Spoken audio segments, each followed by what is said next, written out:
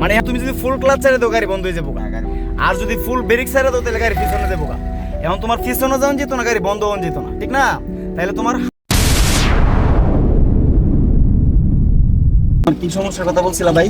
ভাই আমি বলছিলাম হচ্ছে কি এই খারাপ বীজ বা পাহাড়ের ঢালু জায়গা, ওই জায়গার মধ্যে গাড়িটা যখন অফ থাকে, হ্যান্ডব্রেক যখন মারা থাকে, তখন গাড়িটা মানে সামনে নেওয়ার জন্য আর কি, মানে ঘেরে লাগা কিভাবে সামনে নিতে হয় সেটা আর কি সমস্যা। কারণ ওই জায়গায় মনে করেন গাড়িটা পিছনে টান মারে আর কি, উঁচু জায়গা না, মিনারেল গিয়ারের ক্ষেত্রে এটাই সমস্যা।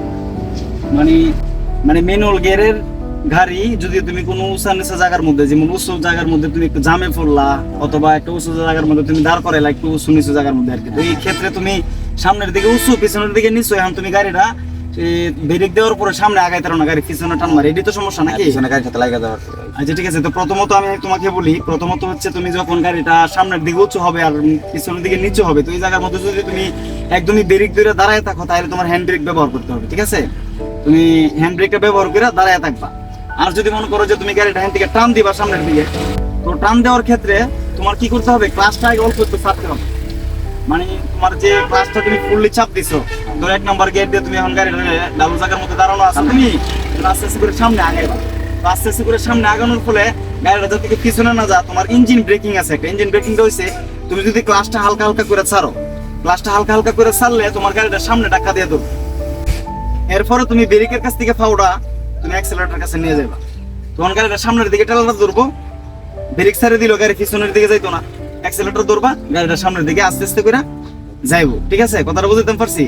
মানে প্রথমে যে তুমি দাঁড়ায় থাকলে হ্যান্ড ব্রেক ব্যবহার করবা, তারপর তো হ্যান্ড ব্রেক দিয়ে তো তোমার গাড়ি চলতো না, হ্যান্ড ব্রেক ছুটে চালাইতে হইব, ব্রেক সাইডে চালাইতে হইব।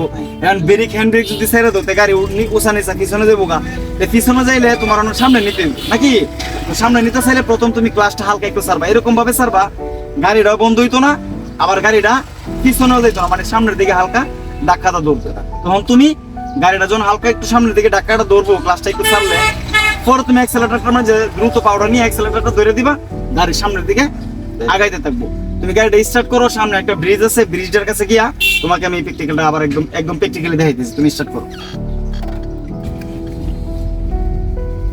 স্টার্ট করো, এমনি তো গিয়ার টিয়ার তো তোমার সবকিছু ঠিক আছে, যাও স্টার্ট করে গাড়ি চালাও।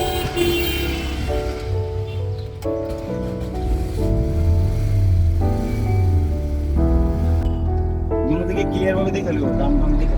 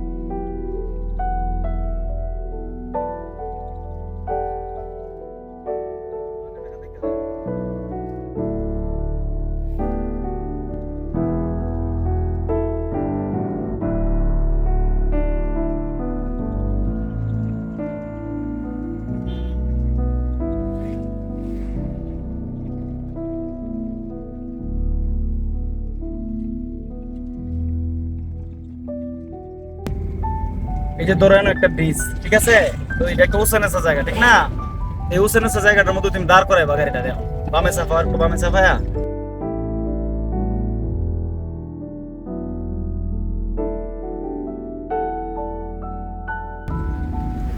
এনে দাঁড়াও, একদম ফাইনালি দাঁড়াও। ধরো তুমি এখন এখানে জ্যামের মধ্যে আছো, ঠিক আছে? তো ওই জায়গায় রয়েছে তোমার উঁচু নেছে নাকি, এটা একটা ব্রিজ, সামনে উঁচু আর পিছনে নিচে ডাল। এখন যদি তুমি ব্রেকটা ছেড়ে দাও, ব্রেকটা ছাড়ো, যদি ব্রেকটা ছাড়ো, হ্যান্ড ব্রেকটা ছাড়ো, ছাড়ছো? তুমি ব্রেকটা ছাড়ো, দেখো গাড়িটা কোন দিকে যা, ব্রেকটা ছেড়ে দাও, পিছনের দিকে থাকবে। গাড়ি পিছনে দিতেছে, ব্রেক ফাড়া দাও। তার মানে এখন হচ্ছে এই জায়গাটার মধ্যে তোমার গাড়িটা পিছনের দিকে জায়গা, এটি তোমার সমস্যা। এখন তুমি গাড়িটারে সামনে নিতে হইব। সামনে নিতে গেলে তোমার কি করতে হইব? তোমার সামনে আরো গাড়ি আছে, তোমার পিছনেও গাড়ি আছে। সাপোজ এখন যদি তোমার পিছনে গাড়ি থাকে, তোমার গাড়ি যদি পিছনে জায়গা, তাহলে কিন্তু ওই গাড়ির সাথে লাগিয়ে যাবে। ওই গাড়িতে যেন না লাগে এবং সামনেও যাতে তুমি সুন্দর করে উঠাইতে পারো, এই জিনিসটা তোমার খেয়াল করতে হবে। তো এখন তুমি ব্রেক চাপটা ধরে রাখছো, ক্লাসও চাপ দিয়া ধরে রাখছো নাকি? তো এখন তুমি 1 নাম্বার গিয়ারও লাগাও, 1 নাম্বারে লাগাও, লাগাইছো? এখন তুমি 1 নাম্বার গিয়ারে লাগাইছো। এখন তুমি ব্রেক ছেড়ে দিলেও কিন্তু গাড়ি পিছনে যাবো গা, দিলে যেহেতু পিছনে যাবো গা, তাহলে এখন তুমি গাড়িটা সামনে নিবা কিভাবে? আগে তুমি ক্লাসটাকে অল্প একটু ছাড়বা, তুমি ক্লাসটা হালকা একটু ছাড়ো, হালকা হালকা একটু ছাড়ো, গাড়ি যার থেকে বন্ধ নাও। হ্যাঁ, এলা ব্রেকটা ছেড়ে দাও, ব্রেকটা ছেড়ে দাও, ছেড়ে দাও, গাড়ি পিছনে যা, অ্যাক্সেলেটর ধরে পাও নাও, নেও অ্যাক্সেলেটর ধরে পাও নাও, নিয়ে সামনে টান ধরলা, ক্লাচ ছাইরা আবার ব্রেক ফাড়া খারো। আবার তুমি এই ক্যাটাগরিতে হালকা একটু ক্লাচ ছাড়ো, অ্যাক্সেলেটর ধরে পাও নাও, ব্রেকের ধরতে অ্যাক্সেলেটর ধরে পাও নাও, নেও, মানে অ্যাক্সেলেটর ধরো, ধরো, ধরে ক্লাচ ছাইরা দাও পুরোটা। বিষয়টা বুঝছো? আবার দাঁড়াও, আবার দাঁড়াও, দাঁড়াও, বিষয়টা মাথা তাইছে নি? আবার ক্লাসটা অল্প একটু ছাড়ো। মানে এখন তুমি যদি ফুল ক্লাচ ছেড়ে দাও, গাড়ি বন্ধ হয়ে যাবো। আর যদি ফুল ব্রেক ছেড়ে দাও, তাহলে গাড়ি পিছনে যাবো। এখন তোমার পিছনে যাওয়া যেত না, গাড়ি বন্ধ হওয়া যেত না, ঠিক না? তাহলে তোমার হালকা একটু ক্লাচ ছাড়তে হবে, আবার একটু হালকা ক্লাচ ছাড়ো, ছাড়ছো? ব্রেকটা ছেড়ে দেবো। এখন গাড়িটার সামনে ডাক্কাটা ধরবো, যখন ক্লাসটা হালকা ছাড়বা, গাড়িটার সামনে ডাক্কাটা ধরবো, তখন সামনে ডাক্কাটা ধরার লগে লগে তখন তুমি ব্রেকটা ছেড়ে দিলো, গাড়ি পিছনে যাইতো না। তখন তুমি অ্যাক্সেলেটর ধরো, নিবা নি, অ্যাক্সেলেটর ধরো, ধরো, এই যে গাড়ি সামনে দিতেছে, গাড়ি কেন পিছনে গেছে? এখন বুঝছো বিষয়টা তুমি? তো এই সিস্টেমে যে কোনো ব্রিজ, যে কোনো উঁচু নিচু পাহাড়ের ডাল, এগুলোর মধ্যে যখন তুমি গাড়িটা চালাইবা, তখন তুমি এই ক্যাটাগরিতে চালাইবা।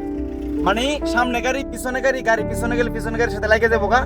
এমন উঁচু নিচুর মধ্যে তোমার সামনে যেতে হবে। যদি অনেকক্ষণ তুমি উঁচু নিচু জায়গাটার মধ্যে খাড়াইয়া থাকো, অনেকক্ষণ এই উঁচু নিচু জায়গাটার মধ্যে খাড়াইয়া থাকলে তুমি হ্যান্ড ব্রেক দিয়ে খাড়াই থাকবা, কারণ ব্রেক ফাড়াটা কতক্ষণ দাঁড়ায় থাকবা, ঠিক না? হ্যান্ড ব্রেক দিয়ে দাঁড়ায় থাকবা। তারপর তুমি সামনে যখন নিতে চাইবা, তখন তুমি এভাবে ক্লাসটা হালকা একটু ছাড়বা, ছাইরা তারপরে জটপট করে ব্রেকটা থেকে পাউডার অ্যাক্সেলেটর নিবা। অ্যাক্সেলেটর পাউডার নিয়ে অ্যাক্সেলেটর ধরলে আর ক্লাসটা ছেড়ে দিলে গাড়িটা আবার সুন্দরভাবে সামনে যাবে। হ্যাঁ, পিছনে যাইতো না। যাও তুমি, আল্লাহ, তুমি তো বিষয়টা বুঝছো হনে, যাও। এই তো সুন্দরভাবে, খুব সুন্দরভাবে কিন্তু এখন গাড়িটা সামনে গেছে, একটু কিন্তু পিছনে গেছে না, পিছনে গেছে যাইতো না। আর মন থাকবো না বিষয়টা, জিনিসটা মনে রাখবা। 2 নম্বর গিয়ার লাগাও, এখন সুন্দর করে গাড়ি চালাও। যত উঁচু নিচু জায়গা থাকবো, পাহাড়ের, তুমি সিলেট গেছো পাহাড়ি অঞ্চলে, রাঙ্গামাটি গেছো পাহাড়ি অঞ্চলে, তুমি পাহাড় অঞ্চলের মধ্যে উঁচু নিচুর মধ্যে গাড়ি নিয়ে দাঁড় করা লাগতে পারে, গাড়ি জ্যাম জট লাগতে পারে, উঁচু নিচুর মধ্যে ব্রিজের মধ্যে জ্যাম জট লাগতে পারে। তখন তুমি এই কলা কৌশলটা অবলম্বন করে যখন চালাইবা, তাহলে তোমার গাড়িটার পিছনে যেত না, ঠিক আছে? এই জিনিসটা খেয়াল করে চালাইবা। আশা করি তোমার মাথা তখন ঢুকছে বিষয়টা। আর মেজারমেন্টের বিষয়টা তো তুমি বুঝো।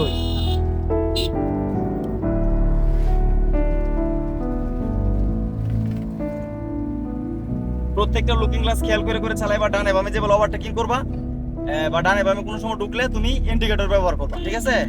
ইন্ডিকেটর গুলো ব্যবহার করবা, লুকিং গ্লাস গুলো বারবার দেখবা। 1 মিনিটের ভিতরে 6 বার লুকিং গ্লাস গুলো দেখবা। লুকিং গ্লাসের মধ্যে হালকা একটা পলক দিবা, হালকা একটা পলক দিয়ে তুমি লুকিং গ্লাসটা দিয়ে পিছনে কি অবস্থা দেখবা। ডানে বামে মূল ঘোরানোর সময় লুকিং গ্লাস দেখবা, দেখে দেখে গাড়িটা চালাইবা।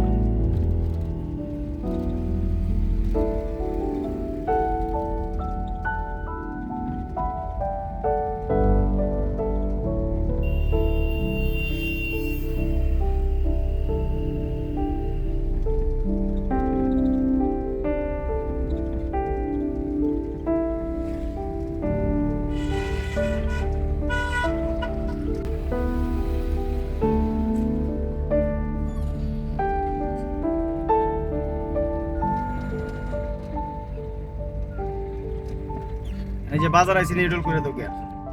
বাজারের মধ্যে যদি তুমি নিউট্রাল করে দাও, তাহলে তুমি অবস্থা বুঝে গিয়ার লাগাই পারবা, ঠিক আছে? এখন তোমার একদম ফাইনালি থামতে হইতে পারে, এমন আছে হালকা স্পিডে যাইতে পারো, তো তুমি প্রথমে নিউট্রাল করে নেবে। 6 নম্বর গিয়ার দিতে হোক। বাজারে এসে কি করবা? নিউট্রাল। নিউট্রাল করার পরে যখন 1 নাম্বার গিয়ার প্রয়োজন পড়বে, মানে 1 নাম্বার দিয়ে যাবে। আবার যদি একটু হালকা রানিং এ থাকতো তাহলে 2 নাম্বার দিয়ে যাইতে পারতা নাকি? এই জন্য বাজারের মধ্যে এসে সবসময় আগে নিউট্রাল করবা। নিউট্রাল করে তুমি বাজারটার অবস্থা বুঝে তুমি গিয়ার লাগাই যাও। যাও আস্তে আস্তে করে যাও, ভয় খাও না।